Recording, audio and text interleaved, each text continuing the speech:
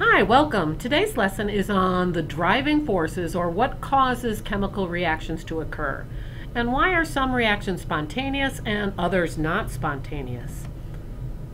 So, we talked about this at the beginning of this unit, conservation of energy, and you had it in physics. Energy cannot be created or destroyed, so the total amount of energy before a reaction is always equal to the total amount of energy after the reaction. And for exothermic reactions, that means they got hot, heat is produced. And since energy can't be created or destroyed, we had an increase in heat, so there must have been energy there in the first place that went down, and that energy was potential energy. So the potential energy went down and the heat energy went up, and the total energy for the before and after is the same. And we can visualize that with a pie chart or a graph. So here's an example of a pie chart where we start with some potential energy, and since we're not at absolute zero, there's always some heat involved. And then this is a before situation, and we lose potential, so it goes down, so less part of the pie, and the heat energy goes up. So we could represent it like this, or we can represent it like this with a graph where on this side the y-axis is potential energy and the x-axis is the reaction time, or here it says reaction pathway. And the reactants have high potential energy, the products have low potential energy, and we go from high potential to low potential, and the difference between the potential energies is also equal to the amount of heat that we get off from this reaction.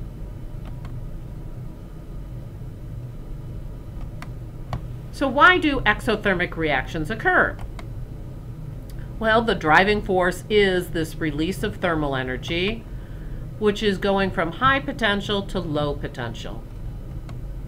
And this makes sense. We learned this in physics class. For those of you who took physics, objects fall. So here's an example of a book. It falls spontaneously if you let go. It goes from high potential energy to low potential energy. So exothermic reactions make sense. Something's going from high potential to low potential. The difference in potential energy for our chemical reaction is heat, and the difference for this book is kinetic energy comes out. But what about endothermic reactions? Why do they occur? Well, let's look at them with the pie chart and the graph. And so before the reaction, we have some potential energy and some heat. And after the reaction, we have less heat and we have more potential energy. So potential energy went up. So we went from low potential energy to high potential energy. So if we drew it as a graph, we'd start off with reactants. We'd make some products. In the starting, we have low potential energy. At the end, we have high potential energy. And the difference between the start and the finish is also equal to the heat that is absorbed or lost from the surroundings. So it gets colder. But when we learn this in physics, we learn that books or objects don't fly upwards on their own. We don't go from low potential energy to high potential energy without work. I'd have to pick that book up and move it myself. But it's not just going to fly upwards all on its own. So that brings us a problem to endothermic reactions. They go from low potential energy to high potential energy. So why do these reactions occur? It doesn't make sense from what we learned in physics. So what is the driving force for endothermic reactions? And that driving force is something called entropy. And entropy, if you go on further in chemistry, you find out it's the second law of thermodynamics that says that entropy is going to increase in an isolated system. And you might have heard the phrase that the entropy of the universe is always increasing. So I still use the word, and we haven't explained what entropy is. Now, if you look this up on the web, you'll find actually lots of different definitions to entropy. Sometimes, and the definition we're going to use most is this first one. It's called disorder or randomness of a system. But you might also read online somewhere that entropy also, especially in mathematics, talks about how many different possibilities the system has. If you have lots of possibilities, it's a high entropy system. If there are few possibilities, it's a low entropy system. And how does that have to do with disorder or randomness? Well, there's not much randomness you can have with very few possibilities. But if you have lots of possibilities, then you can change the system around a lot. So it is more random or more disordered. A system at its highest entropy is also a system at its highest probability. So let's get some real life kind of examples for you to understand. If you have a deck of cards and you just bought them, they are ordered. Ace to 2, clubs, diamonds, spades, hearts, all together. It's very, very ordered. That would be a low entropy system. But after you played with the deck of cards for a while, they're all mixed up. The tendency is to go to high entropy. The mixed up way has more entropy than the very strictly ordered way. And the deck of cards has a tendency to go to this more disordered as soon as you play with them. You can also think of your room as an example of entropy. Most of the time, it doesn't take much effort at all for your room to get messy. It has a tendency to go towards high entropy. So a clean room where everything is in very limited spots is very ordered. It's not very random. It has low entropy. But a messy room has a lot of possibilities and a lot of randomness, and that is a high entropy system. So, a few more examples.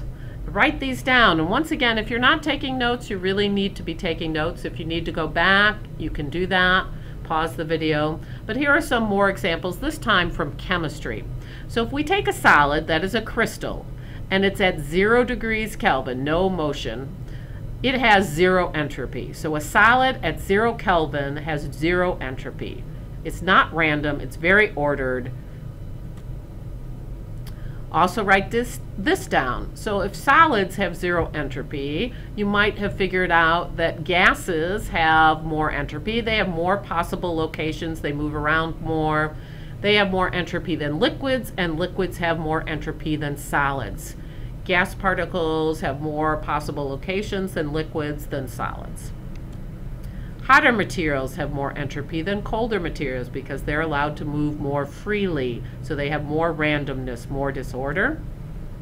And if you have lots of particles, they have more entropy than a few particles because there's lots of different places they can be, lots of different combinations you can put them in, more randomness if you have more particles. So that's those chemistry examples. So let's go back to our endothermic reaction. For an endothermic reaction to be spontaneous, the entropy had to increase because it went from low potential to high potential, which doesn't make sense according to the physics we know. So something else must be causing the reaction to occur, and that is entropy. So it has to increase in entropy. The very first day we did a demo where we mixed barium hydroxide and ammonium chloride, and it got very, very cold. But if you watched, we started with a system that had 2 solids. But as it went, you could see these 2 solids getting smushy and then actually turned liquidy. And then some of you were complaining because it had an odor, because it was producing ammonia gas. So we started out with the system with 2 solids, and we produced a liquid and a gas. The products, what we made, had a lot more randomness, a lot more disorder than what we started with. So yes, indeed, it did increase in entropy. So what is a spontaneous reaction? Well, you have to be careful. Spontaneous does not mean fast, right away, immediately. Spontaneous reactions can take a very long time to occur. So what does spontaneous mean? It simply means that once started, the reaction is going to go all on its own. You don't have to continue adding energy to it. So if you remember near the beginning of the year, we had a balloon filled with hydrogen gas, and we lit it on fire and we had this explosion. It did take some energy to get it started, but once it started, it went very quickly. It went on its own. Doesn't have to be fast, but this one was fast. And so that is a spontaneous reaction. The book falling is another example of a spontaneous reaction. I just have to let go and the book's going to fall all on its own. So what's a non-spontaneous reaction? Well, that's one that if it occurs, many spontaneous reactions do not occur. But if it does, you had to put in energy the entire time.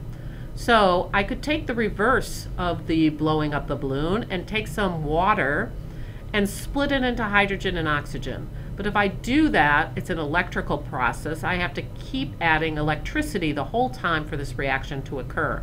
And I'm going to demo that for you. It's also an example, the book rising off the ground. So the book is not going to jump off the ground by itself. I had to supply work the entire time. So what are the two driving forces that cause reactions to occur? Well, one is enthalpy, which is the capital H we've been dealing with. And nature favors going from high potential to low potential energy. These are your exothermic reactions. They have a negative delta H and they decrease in H.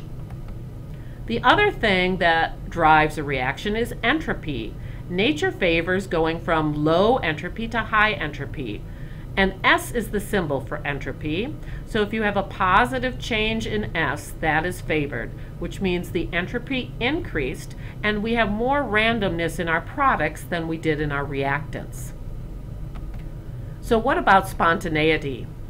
How do I know if a reaction is spontaneous? Well, if nature favors it, it's going to be spontaneous. So if the reaction is exothermic and went from high potential to low potential, and it increases in entropy, if it does both of those things, nature favors both of those, then it's going to be spontaneous. What happens if the reverse of that is true? What if it's an endothermic reaction that went from low potential to high potential, and it decreased in entropy, it became more ordered?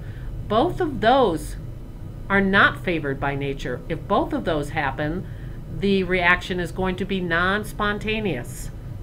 But what about in between? What if I have nature favoring going from high to low potential, mixed in with the opposite of what nature wants, which is going from more ordered to less ordered? Or what if I have the opposite of that, which is going from low potential to high potential and then increasing? Well, now who wins the fight? Nature wants one to occur but not the other. So how do I tell which happens? Which is the driving force that wins? Well, then we need a new equation and a new term. And the new term is G, delta G, which is Gibbs free energy. So if you require energy to do work, then delta G is going to be positive. If energy is given off, then delta G is going to be negative. If it is positive, that means that I had to add work to the system the entire time, so it's not going to be spontaneous. If the answer is negative, that means energy is released into the environment, and that means that the reaction is going to be spontaneous. So when is delta G negative and when are reactions spontaneous? We'll take a look at this equation. Mathematically, you can figure out it depends on the sign of delta H and delta S, and it also depends on the quantity of delta H and T delta S. So when is it going to be negative? Well, if delta H is negative and delta S is positive, you have a negative number minus a positive number, that's always going to be negative. So that's the case when we have an exothermic reaction that increases in entropy, always spontaneous. What if we have delta H is negative, but delta S is also negative? That's a negative number minus a negative number, so that's a negative number plus a positive number. Well, then that matters. Is the delta H bigger or the T delta S bigger? What happens if you have delta H positive? Well, and delta S is positive. Well, then you have a positive number minus a positive number. That also depends on how big those values are. And finally, what happens if delta H is positive and delta S is negative? You have a positive number minus a negative number. That's a positive plus a positive. That is never spontaneous. So there you have it, a little on entropy and spontaneity. Thanks for listening.